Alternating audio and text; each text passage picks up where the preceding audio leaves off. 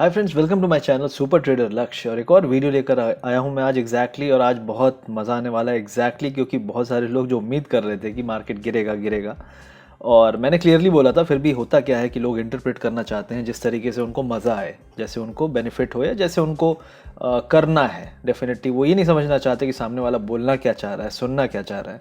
इसीलिए अगर आप देखेंगे तो जो यूट्यूब के वीडियोस होते हैं उनमें एवरेज वॉच टाइम होता है 40 to 50%। मतलब एवरेज आदमी आधा वीडियो ही देखता है। तो आधा क्यों नहीं देखता है?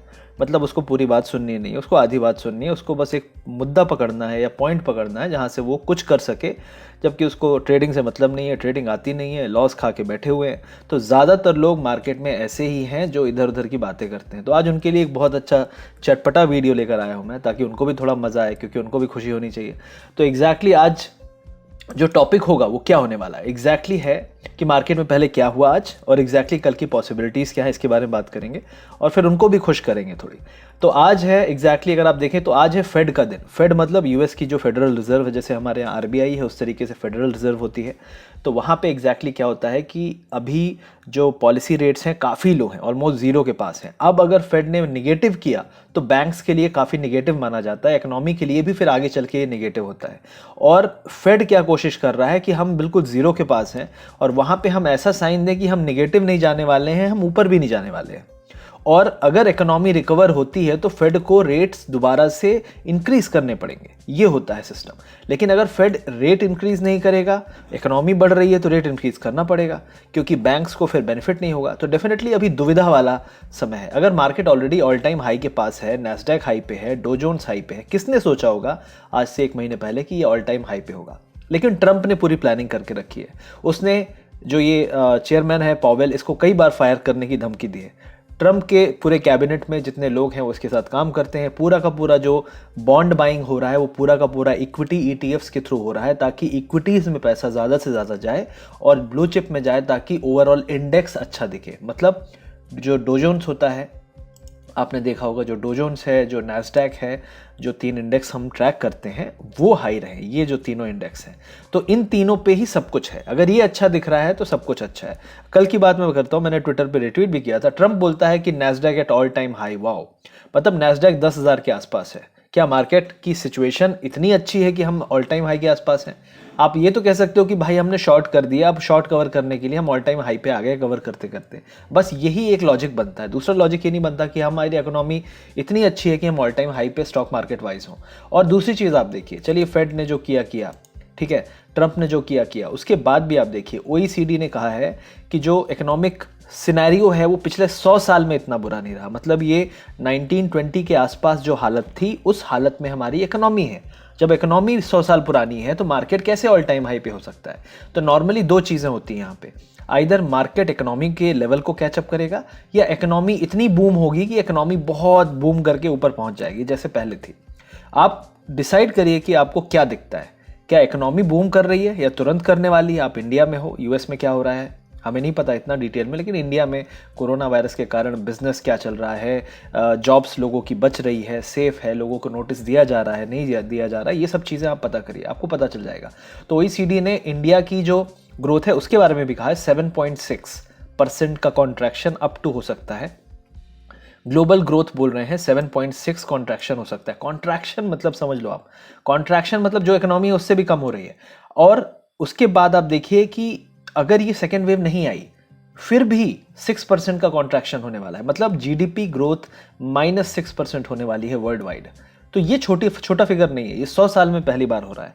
तो डेफिनेटली जब 100 साल में पहली बार इकोनॉमिक सिनेरियो ऐसा है तो मार्केट ऊपर रह ही नहीं सकते। सिंपल सा फैक्ट है, ये आप भरोसा करना है करिए। ये फंडामेंटल एनालिसिस अगर आप जानते हैं तो वो करिए, आपको खुद पता चल जाएगा कि बैंक्स का बिजनेस, एफएमसीजी कंपनीज का बिजनेस या आईटी कंपनीज का बिजनेस, कि किसी भी कंपनी का बिजनेस ले लीजिए, वो इंटरडिपेंडेंट होते हैं। बैंक का बिजनेस सिर्फ बैंक का बिजनेस नहीं होता, वो बाकी बिजनेस से एसोसिएटेड होता है। आईटी का बिजनेस सिर्फ आईटी का बिजनेस नहीं होता है।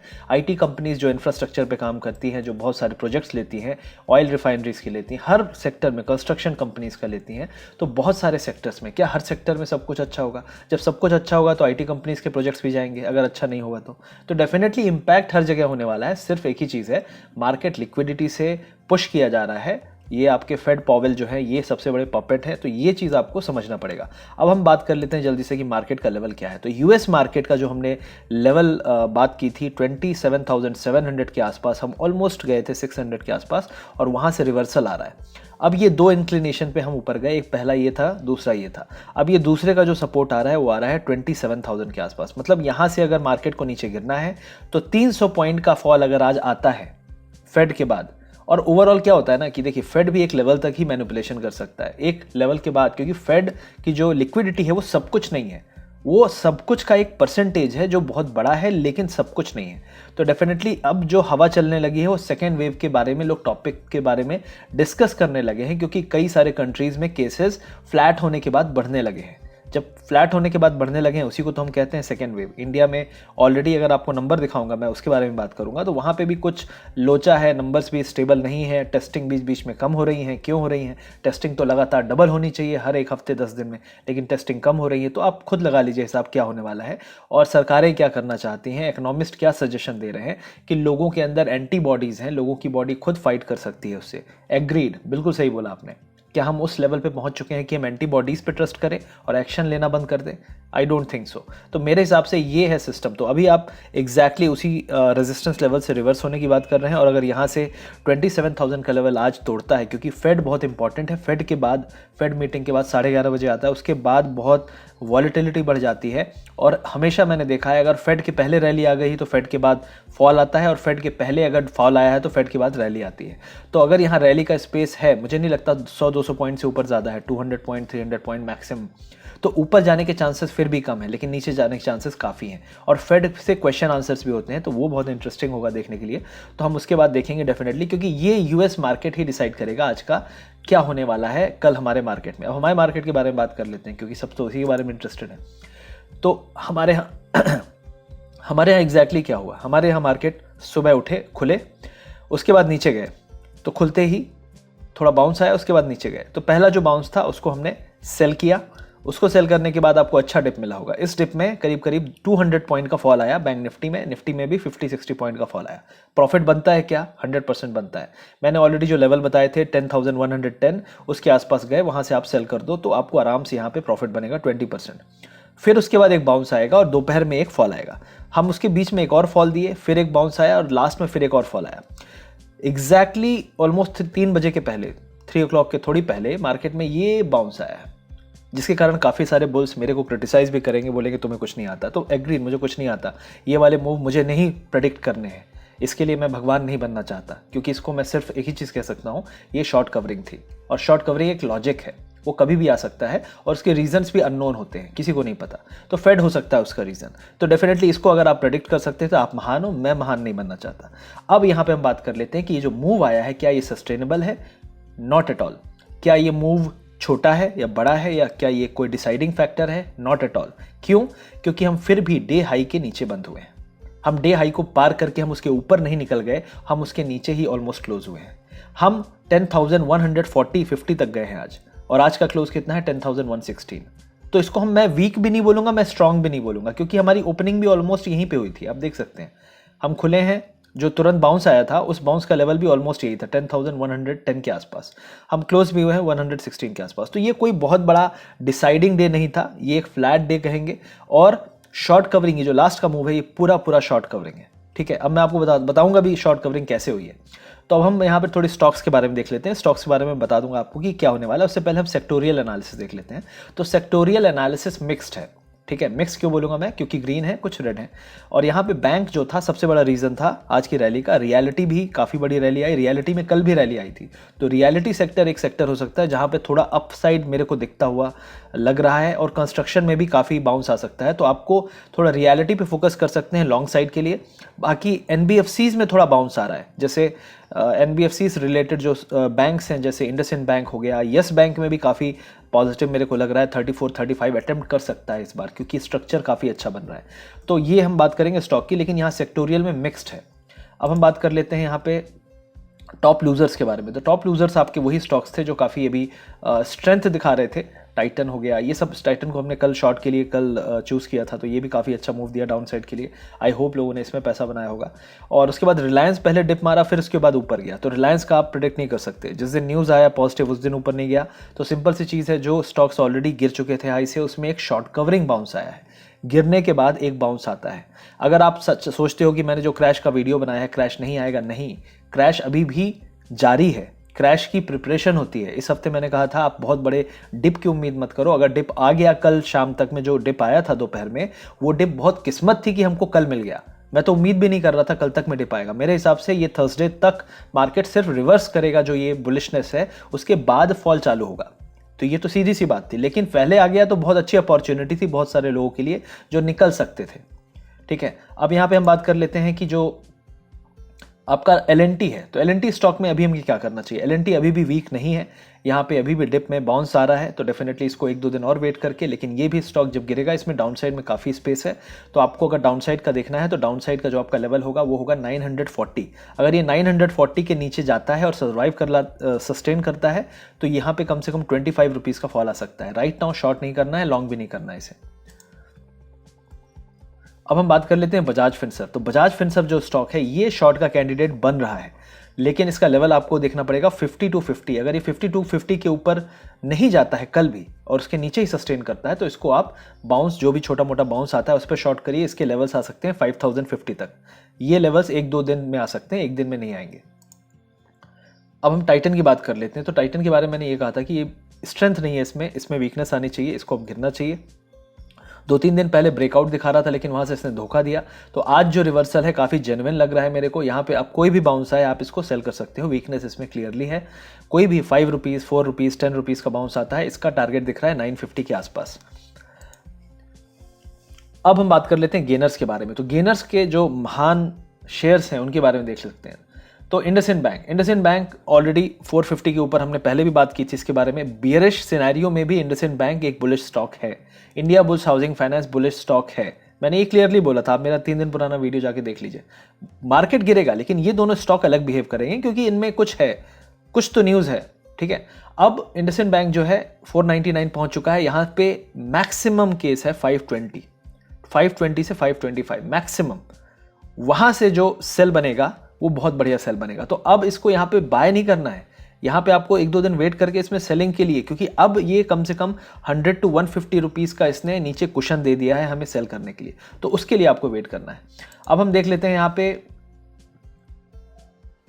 इंडसइंड बैंक के बारे में। तो इंडसइंड बैंक में क्या हुआ है, आप इसको अगर जेन्युइन मूव मानते हैं तो ये जेन्युइन मूव नहीं है, ये डेफिनेटली शॉर्ट कवरिंग थी। और शॉर्ट कवरिंग के बाद जो 500 के आसपास चल रहा है, तो 500 से ये और कितना जा सकता है, मेरे हिसाब से ये 520 है। 520 के आसपास अगर आप सेलिंग के लिए प्रिपरेशन करोगे तो डेफिनेटली 100-150 रुपीज़ का आपको यहाँ पे डिप मिल सकता है। रिलायंस इंडस्ट्रीज़ के बारे में बात करेंगे तो रिलायंस इंडस्ट्रीज अभी सेल नहीं है। यहाँ से 10-15 रुपीज़, 1595 और 1600 के आसपास जाएंगे तो अच्छा सेल है। लेकिन यहाँ पे अभी हमको बाय भी नहीं करना है, क्योंकि कल क्या होगा बहुत ट्रिकी है, क्योंकि फेड के बाद मार्केट का सिनेरियो चेंज होगा। लेकिन अगर मार्केट यहाँ से गिरता है ओवरऑल, तो रिलायंस उसमें पार्टिसिपेट करेगा, क्योंकि रिलायंस कल भी वीक था, आज उसने स्ट्रेंथ दिखाई है। ये पूरी शॉर्ट कवरिंग है, हर डिप पे बाय आ रहा है, लेकिन इतना भी इसमें रैली स्ट्रांग नहीं है कि हम इसको अभी भी बाय कर दें यहाँ से, क्योंकि ऑलरेडी बहुत हाई लेवल पे है। 1600 के ऊपर उम्मीद नहीं है इसके जाने की। अब हम यहाँ कोटक महिंद्रा बैंक के बारे में बात कर लें तो बैंक सेक्टर में सबसे स्ट्रांग बैंक है Kotak Mahindra bank. Already rally के बाद ये वीकनेस दिखा रहा था, लग रहा था गिव अप कर देगा, और लास्ट का जो मूव था शॉर्ट कवरिंग का, वो अभी आपको डाउट में डाल देगा। तो कोटक महिंद्रा बैंक के लिए इंपॉर्टेंट लेवल है 1325। अगर ये 1325 के नीचे फिर से जाता है तो आपको वहाँ पे सेलिंग के लिए सोचना है, और इसको अभी बाय नहीं करना है। मैं सिंपल बोल रहा हूँ आपको, हम जिस लेवल पे हैं बैंक निफ्टी के, वहाँ पे सेलिंग की अपॉर्चुनिटी ढूंढिए। बाइंग की अपॉर्चुनिटी ढूंढेंगे तो आप परेशान रहेंगे पूरे दिन। मुद्दा ये नहीं कि मार्केट क्रैश होगा नहीं होगा, मुद्दा ये है कि क्या आप पैसे बना रहे हो इंट्राडे में। जो मैंने आज गेम प्लान सजेस्ट किया है टेलीग्राम में, आप एग्जैक्टली जाके देखिए। उस गेम प्लान को अगर आप फॉलो करेंगे, दिन में 2 बार उसने मौका दिया है, दोनों बार आपको 20 से 30% पैसे बने होंगे। तो पैसे तो बन रहे हैं, क्रैश हुआ नहीं हुआ। जो क्रैश की बातें कर रहे हैं उससे मुझे फर्क भी नहीं पड़ता। क्रैश जिस दिन होना होगा तो मुझे बोलने की जरूरत नहीं पड़ेगी, मैं सिर्फ एक मैसेज लिखूंगा, एंड गेम, ठीक है। तो मुझे उससे ज़्यादा बोलने की जरूरत नहीं है। लेकिन मैं सिर्फ ये कहना चाह रहा हूँ कि क्रैश होगा नहीं होगा, लेकिन हम डेली फिर भी पैसे बना रहे हैं ना, ये इंपॉर्टेंट है। गेम प्लान काम कर रहा है, यही चीज़ आपको समझनी है कि गेम प्लान कैसे बनाए अगर मार्केट हमारे अगेंस्ट भी जाए।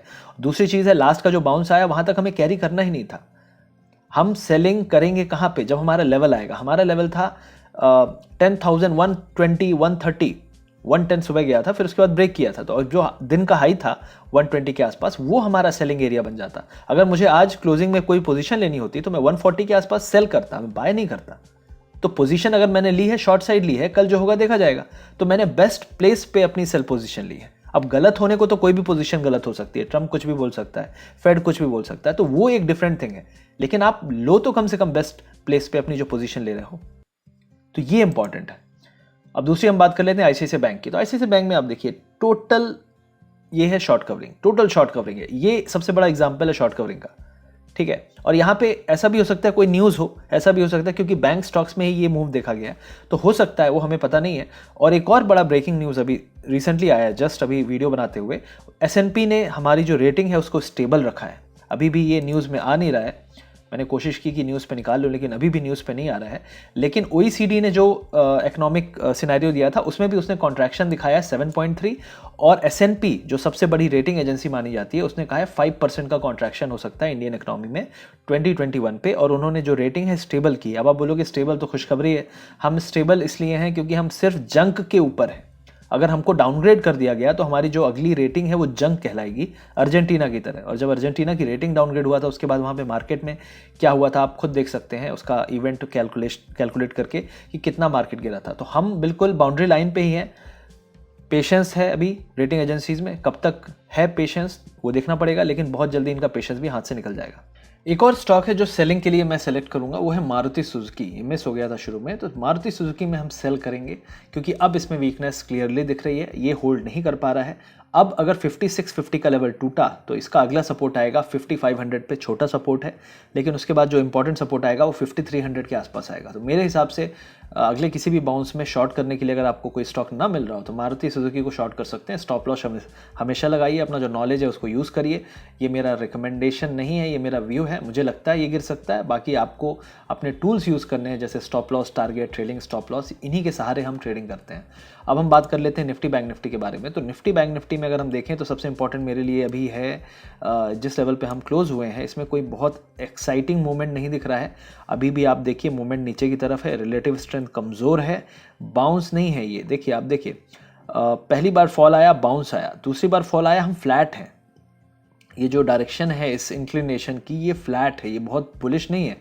अब अगर यहाँ से हम गिरे तो हमारा सपोर्ट हमें कहाँ पता है, 9920 के आसपास, 9880 के आसपास, ठीक है। और इसको आने के लिए हमें एक ही दिन लगेगा, जैसे यहाँ पे एक ही दिन लगा था। ये जो फॉल आया था 250 पॉइंट का फॉल आया था एक दिन में, तो 270 पॉइंट का फॉल आया था। तो अगला अगर 270 पॉइंट का फॉल आया यहाँ से तो हम कहाँ पे होंगे, आप खुद लगा लो हिसाब, 9900 के आसपास होंगे। तो मेरे हिसाब से जो पहला और दूसरा फॉल आता है वो तो थोड़ा डाउटफुल रहता है। लोग अभी भी यहाँ पे टिके हुए हैं इस उम्मीद में कि शायद कुछ अच्छा हो जाए, शायद पॉजिटिविटी आ जाए, लेकिन मुझे लग नहीं रहा कि पॉजिटिविटी इतनी ज़्यादा है।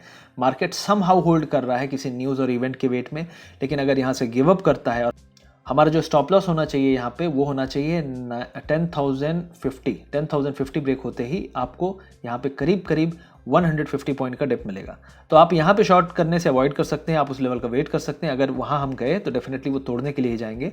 और आप रिलेटिव स्ट्रेंथ भी डाउन है, आई थिंक रिलेटिव स्ट्रेंथ धीरे धीरे नीचे की तरफ जा रही है, और 10,000 ब्रेक करते ही बहुत बड़ा फॉल भी आ सकता है। और पहला टारगेट आपका मैंने बताया 9880, 9900, और दूसरा टारगेट होगा आपका 9600 के आसपास। तो यही दो सपोर्ट है, उसके अलावा सपोर्ट है नहीं नीचे। और उसके बाद अगर 9600 टूटता है तो अगला सपोर्ट आपको आएगा 9250 पे। तो नीचे की तरफ जब जाएंगे तो 400 पॉइंट पे, 400 पॉइंट पे सपोर्ट है। तो ये आपको देख के चलना है कि अगर आप फंसे तो प्लीज़ निकल जाइए, अगर आप लॉन्ग साइड हैं तो निकल जाइए, शॉर्ट साइड हैं तो भी निकल जाइए। इस एरिया पे स्टॉप लॉस का डिसिप्लिन ही आपको बचा पाएगा। अब हम यहाँ पे देखेंगे कि बैंक निफ्टी में क्या एग्जैक्टली दिख रहा है। बैंक निफ्टी में भी एक ट्रेंड है, हो सकता है ये सही है नहीं है, एग्जैक्टली काम करेगा नहीं करेगा, लेकिन मैंने बस एक ट्राई किया है ड्रॉ करने का। राइट नाउ एग्जैक्टली हम एक रेजिस्टेंस लाइन पे रुके हैं। अगर इसको हम क्रॉस कर जाते हैं तो रिवर्सल है ऊपर की तरफ। अगर हम कल क्रॉस नहीं करते हैं और कल हम खुलते ही गिरते हैं तो डेफिनेटली इस ट्रेंड लाइन को मार्केट रिस्पेक्ट कर रहा है और फिर इस लो को तोड़ने की तैयारी करेगा। 20,680 के आसपास जो लो था, इसको तोड़ के हम जा सकते हैं फिर 20,380 के आसपास। क्योंकि ये मार्केट, आपको मैं बोल रहा हूँ ना, आप जो भी लोग यहाँ पे क्रैश को देख के आप सोच रहे हो क्रैश बोला था तुमने, कहाँ आया क्रैश, मैं सिंपल से बोलता हूँ। अगर मैं इसको एक लाइन यहाँ पे ड्रॉ करूँ और वो लाइन हो कम से कम 5 दिन की, तो यहाँ से लेके मैं स्ट्रेट लाइन में यहाँ तक ड्रॉ कर सकता हूँ, लेकिन उस 5 दिन में इसी टाइप का जिगजैग बनेगा, वो एक दिन में नहीं गिरेगा।